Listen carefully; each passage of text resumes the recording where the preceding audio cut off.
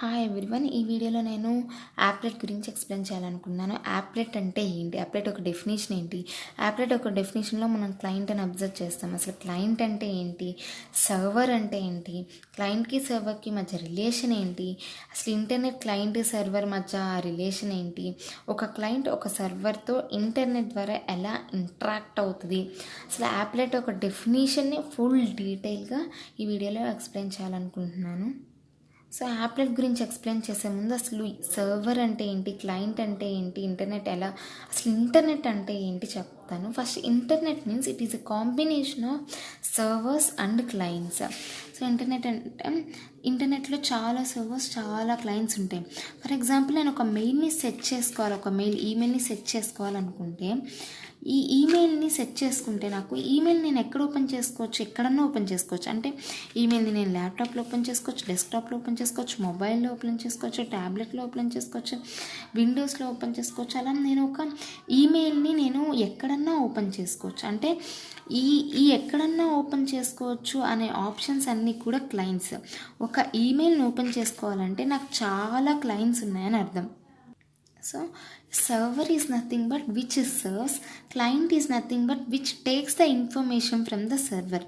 Internet is the combination of both servers and clients. So ఇప్పుడు మనం mail open చేసుకోవాలి. Mail open అవ్వడానికి కావాల్సిన ప్రోగ్రామ్ సర్వర్ సైడ్లో ఉంటుంది.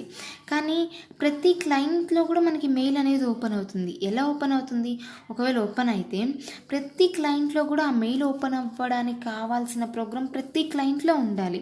కానీ ఇలా ప్రతి క్లయింట్లో ఆ మెయిల్ ఓపెన్ అవ్వడానికి కావాల్సిన ప్రోగ్రామ్ ఉండడం అంటే చాలా కష్టం. సో అందుకే మనకి జావాలో ఒక మంచి ఫీచర్ ఉంది, ప్లాట్ఫామ్ ఇండిపెండెంట్ ఫీచర్ అని. అంటే ఒక చోట ఎక్కడన్నా మనం దాన్ని రన్ చేసుకోవచ్చు అని. సో అలాంటి ఒక మంచి ప్లాట్ఫామ్ ఇండిపెండెంట్ ఫీచర్లోనే మనకి యాప్లెట్ అనే ఒక మంచి ఫీచర్ కూడా ఉంది. సో యాప్లెట్ అంటే ఏంటి అంటే, applet is nothing but it is special kind of program. అదొక ప్రోగ్రామ్, అది సర్వర్ సైడ్లో ఉంటుంది. యాప్లెట్ అనే ప్రోగ్రామ్ సర్వర్ సైడ్లోనే కంపైల్ అవుతుంది. అండ్ ఎప్పుడైతే సర్వర్ అనేది క్లయింట్తో కనెక్ట్ అవుతుందో అప్పుడు ఇంటర్నెట్ ద్వారా సర్వర్ సైడ్లో ఉన్న ప్రోగ్రామ్ ఇంటర్నెట్ ద్వారా క్లయింట్ సైడ్లోకి డౌన్లోడ్ అయ్యి అప్పుడు క్లయింట్ సైడ్లో ఆ ప్రోగ్రామ్ అనేది రన్ అవ్వడం కానీ ఎగ్జిక్యూట్ అవ్వడం కానీ జరుగుతుంది.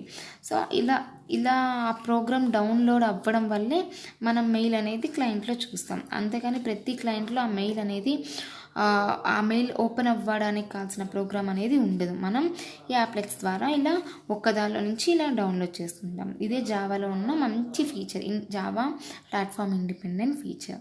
అసలు యాప్లెట్స్ వల్ల యూజ్ ఏంటి అంటే, సో ఫస్ట్లో యాప్లెట్స్ లేనప్పుడు వెబ్ పేజెస్ అనేవి స్టాటిక్గా ఉండేవి. సో స్టాటిక్ అంటే ఏంటి అంటే, ఇప్పుడు న్యూస్ పేపర్ ఉంది, న్యూస్ పేపర్ని మనం ఓపెన్ చేస్తాం, న్యూస్ పేపర్ చదవగలుగుతాం, కానీ న్యూస్ పేపర్లో ఉన్న ఇన్ఫర్మేషన్ని మనం మోడిఫై చేయగలమా, చేయలేము.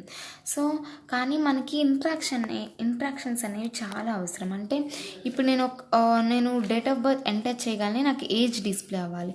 సో అలాంటి ఇంట్రాక్షన్స్ అవసరం. సో స్టాటిక్గా ఉండకుండా ఇంట్రాక్షన్స్ ఉండడం కోసం మనం యాప్లెట్స్ అనేవి ఎక్కువగా యూస్ చేస్తాము. యాప్లెట్స్ అనేవి డైనమిక్ పేజెస్ని క్రియేట్ చేయడానికి యూస్ చేస్తాం. సో సర్వర్స్లో కూడా మనకి 2 types ఆఫ్ సర్వర్స్ ఉంటాయి. గుడ్ సర్వర్స్ అని, బ్యాడ్ సర్వర్స్ అని 2 types ఆఫ్ సర్వర్స్. సో ఇక్కడ ఏంటి అంటే, మనము కొన్ని ప్రోగ్రామ్స్ ఉంటాయి, కొన్ని ప్రోగ్రామ్స్ కంప్యూటర్కి హార్మ్ చేసే ప్రోగ్రామ్స్ అలా ఉండొచ్చు, లేదా క్లయింట్ సైడ్లో హార్మ్ చేసే ప్రోగ్రామ్స్. అంటే కొన్ని ప్రోగ్రామ్స్ సిస్టమ్స్ని హార్మ్ చేసేలాగా ఉండొచ్చు. సో అలాంటి ప్రోగ్రామ్స్ని మనం ఎగ్జిక్యూట్ చేస్తే మన సిస్టమ్ పాడవుతుంది, హార్మ్ఫుల్ అవుతుంది. సో మనకి అలాంటి ప్రాబ్లమ్స్ రాకుండా సెక్యూరిటీస్ అనేది అవసరం అవుతుంది. సో సెక్యూరిటీస్ ఎవరు ప్రొవైడ్ చేస్తారు అంటే జావా ప్రొవైడ్ చేస్తుంది. సో జావా సెక్యూరిటీస్ని ఎలా ప్రొవైడ్ చేస్తుంది అంటే, సో ఇక్కడ ఈ డయాగ్రామ్ చూస్తే అర్థమవుతుంది. సో ఫస్ట్ ఒక క్లయింట్ ఒక సర్వర్తో ఎలా ఇంటరాక్ట్ అవుతుంది అనే చెప్తాను. ఫస్ట్ క్లయింట్ సైడ్ పిక్చర్కి వస్తే, క్లయింట్లో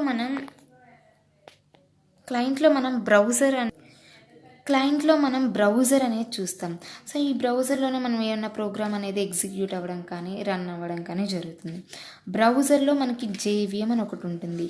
ఈ JVM మనకి సెక్యూరిటీస్ని ప్రొవైడ్ చేస్తుంది. ఈ జేవిఎం అన్ని ప్రోగ్రామ్స్ని ఎగ్జిక్యూట్ చేయనివ్వు. ఏవైతే సిస్టమ్కి హార్మ్ఫుల్ అవ్వవో ఆ ప్రోగ్రామ్స్ని మాత్రమే జేవిఎం అలో చేస్తుంది బ్రౌజర్లోకి, ఆ ప్రోగ్రామ్స్ని మాత్రమే ఎగ్జిక్యూట్ చేస్తుంది. సో జేవిఎం వల్ల మనకి ఎక్కువగా సెక్యూరిటీ అనేది ఎక్కువ ఇస్తుంది ఈ జేవిఎం అనేది. అండ్ సో దట్ ఏంటి అంటే ఈ జేవిఎం ఏం చేస్తుందంటే కొన్ని ఫైల్స్ని మాత్రం యాక్సెస్ చేస్తుంది, లేదా ఒక ప్రాసెస్ని రన్ అవ్వేలా చేస్తుంది. అంతేకాని కొన్ని లైబ్రరీస్ కానీ అవి లేదా కొన్ని ఫైల్స్ ఆ సిస్టమ్కి హార్మ్ఫుల్ అవేవి, సో అవేవిటిని ఈ జేవిఎం అనేది ఎగ్జిక్యూట్ చేయనివ్వదు. ఏవైతే సిస్టమ్కి హార్మ్ఫుల్ ఉండవో అవి మాత్రమే జేవిఎం అనేది అలో చేస్తుంది, ఎగ్జిక్యూట్ చేయనిస్తుంది. సో సర్వర్ సైడ్లో కూడా జేవిఎం ఉంటుంది. ఏంటి దీనివల్ల యూజ్ ఏంటి అంటే ఈ జేవిఎం మనకి అన్నిటినీ యాక్సెస్ అలో చేస్తుంది. అంటే సమ్ హెచ్టిఎంఎల్ అంటే అన్నిటిని అలో చేస్తుంది. ఎలా అంటే ఇప్పుడు మనకి ఒకటి తెలుసు, ఇప్పుడు మనం గూగుల్ క్రోమ్ పేజ్లో మనం సర్చ్ బార్ ఉంటుంది కదా, ఈ సర్చ్ బార్లో మనం టైప్ చేస్తాం ఇన్ఫర్మేషన్, మనకు ఆ ఇన్ఫర్మేషన్ ఆటోమేటిక్గా డిస్ప్లే అవుతుంది. ఎలా డిస్ప్లే అవుతుంది గూగుల్లో మనం సర్చ్ చేస్తాం, ఆ రిజల్ట్ వస్తుంది, ఆ రిజల్ట్ని చూసుకుంటాం, అయిపోతుంది, క్లోజ్ చేస్తాం. కానీ ఎలా వస్తుంది మన ఎవరికి తెలియదు. ఎలా వస్తుంది అంటే ఇప్పుడు మనం ఇక్కడ ఈ సర్చ్ బార్లో సపోజ్ ఫర్ ఎగ్జాంపుల్ నేను ఒక సాంగ్ని, సపోజ్ నాకు ఎక్స్ సాంగ్ కావాలి, సమ్ వై మూవీలో కావాలి అని నేను ఒక టైప్ చేస్తే, ఇక్కడ నాకు ఎక్స్ సాంగ్ వై మూవీలో కావాలి అని నేను ఇక్కడ టైప్ చేస్తే, ఇలా మనం టైప్ చేసామంటే మనం ఒక రిక్వెస్ట్ని పెడుతున్నట్టు. ఎవరికి పెడుతున్నామంటే ఒక సర్వర్కి రిక్వెస్ట్ పెడుతున్నాం, నాకు సమ్ ఎక్స్ సాంగ్ వై మూవీలో కావాలి అని సర్వర్కి నేను రిక్వెస్ట్ పెడుతున్నాను. సో సర్వర్ డ్యూటీ ఏంటి అంటే సర్వర్ ఏం చేస్తుందంటే, సో దీనిలో ఉన్న డేటాబేస్కి వెళ్ళి ఆ డేటాబేస్లో ఆ వై అనే మూవీ ఉందా లేదా, ఒకవేళ వై మూవీ ఉంటే ఆ వై అనే మూవీలో ఎక్స్ అనే సాంగ్ ఉందా లేదా చెక్ చేస్తుంది. సర్వర్ కనుక ఆ డేటాబేస్లో ఆ ఇన్ఫర్మేషన్ ఉంది అనుకుంటే అప్పుడు ఈ సర్వర్ ఏం చేస్తుంది అంటే ఎప్పుడైతే క్లయింట్ అనేది సర్వర్కి కనెక్ట్ అవుతుందో అప్పుడు సర్వర్ ఈ డేటాబేస్లో ఉన్న ఇన్ఫర్మేషన్ని ఇంటర్నెట్ ద్వారా డౌన్లోడ్ చేసి సో క్లయింట్ సైడ్లో బ్రౌజర్ లోపల ఎగ్జిక్యూట్ అంటే రన్ అవ్వేలా చేస్తుంది. బ్రౌజర్ లోపల జేవిఎం ఉంటుంది, జేవిఎం అనేది దాన్ని రన్ చేస్తుంది.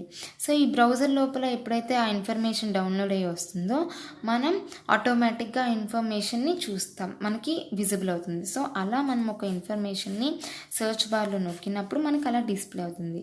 సో దీనివల్ల ఈ సర్వర్ సైడ్లో ఉన్న జేవిఎం వల్ల యూజ్ అది. సో ఒక క్లయింట్ ఒక సర్వర్ ఇంటర్నెట్ ద్వారా ఎలా అంటే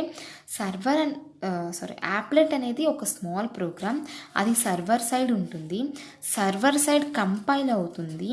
కానీ ఎప్పుడైతే ఒక క్లయింట్ ఒక సర్వర్తో కనెక్ట్ అవుతాడో సర్వర్లో ఉన్న ఆ పర్టిక్యులర్ ప్రోగ్రాము ఇంటర్నెట్ ద్వారా డౌన్లోడ్ అయ్యి క్లయింట్ సైడ్లో బ్రౌజర్లో ఎగ్జిక్యూట్ కానీ రన్ కానీ అవుతుంది. సో అదే ఇక్కడ definition. applet means it is a special kind of program which runs inside web browser అంటే దీని లోపల రన్ కానీ ఎగ్జిక్యూట్ కానీ అవుతుంది, కానీ సర్వర్ సైడ్లో కంపైల్ అవుతుంది.